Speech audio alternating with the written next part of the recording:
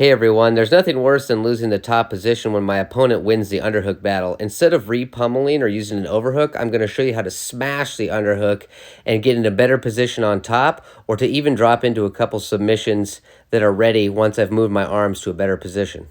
So this is one that very simple, and everybody's felt this, and I've talked about it before. It's just been maybe a little bit, but when I have, so same position here, if Brad starts to get an underhook. So Brad starts to get an underhook here. Now there's a lot of things we can do. We can, prevent that underhook by just making sure that we always have our underhook in a better position, right? But if I'm doing stuff down here and he gets his underhook, of course an early thing I could do is pummel my underhook back, flatten him out.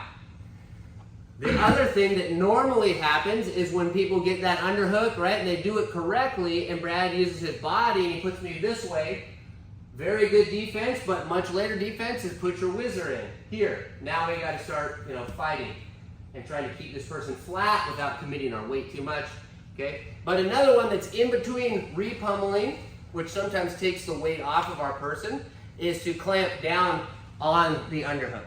So this happens a lot of times if the person is really desperate to get there, right? We want to always be careful of this arm because it's in danger if it's out on this side of my head. Here it's safe. But if the person's been really held down a lot, they're just going to try to get that arm in anyway. So if he starts to get that underhook in, go ahead. Here, I'm going to sit on my hip just like we did earlier, and I'm going to sit as low to the hips as possible facing his head. Now I really need to keep this tight, because if he's strong and is still trying to use his underhook and he tries to keeps bumping me, now gets to here, now I'll have to go back to my whizzer. So that's a little bit later. So the earlier I can catch this, the better. And this is really important when somebody's very strong and they can bump a lot on the bottom. I really need to make sure that he doesn't get that underhook and sit up. So it's here and it's not in a good position yet. So when it gets into my armpit, I'm going to switch to my hips if I wasn't. So he's here. He goes into my armpit, I'm going to switch, and I'm going to try to clamp his hand or his wrist. Now I can hold his head here, better grip here, and now I'm going to wait. So as he's trying to jack that underhook up, I just want to stay with him. And as soon as I'm able, as we're turning or he's bridging, I'm going to switch my hands. This hand is a post, so when he bridges, he won't knock me over. I'm going to switch my hands, staying heavy the whole time. Here. And I can circle all the way around. So this is not easy to do because I have to stay ahead of him. If he gets his hand in my armpit, he's already ahead of me. So I switch my hips and I clamp. My body is still loose in the lower body, but it's very tight right here. So I absorb those initial bucks and bumps here. When I'm ready, I switch to the head and I put my hand on the ground up against his hip. From here, I can spin all the way around, start working the back or anything I want.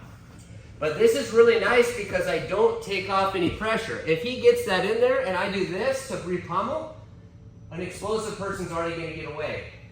So the key is to keep the same amount of pressure the whole time. So you'll have to ask your partner, from here, absorb, so go ahead and bridge, right? I use my hand to post. When he goes back down, now I'm gonna switch my arm and ball up his head.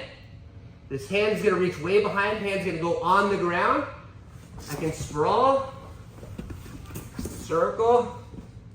Now the underhook is in clear. So real quick, here's what you can do. Only do this if you're ready. Everybody always thinks they're ready, but we'll see. So, just for instance, if I have this here and I'm working this and I'm trying to make this switch, and let's say I do, or I'm about to, I can let this person, once I've stopped their underhook enough, I can let them start to win. So when I have this position, I reach back, put my hand on the ground, and my partner starts to come up and continues to use it. Keep going, keep going, keep going. Right? Guillotine. That works very well once you've frustrated them by squishing the underhook and working to a better position. Then you say, okay. Then you come up, boom, guillotine's right there. The other one Very good. Same idea. Come here, he starts to come up. Kimura, same entry with the legs. But again, only works if you smash them. And there are some people you do not want to come up, right? The person that is good at jiu-jitsu and really good at wrestling, you gotta be careful about letting them come up to that position. But if you do, a couple of attacks are ready right there. Okay, 1, 2, 3.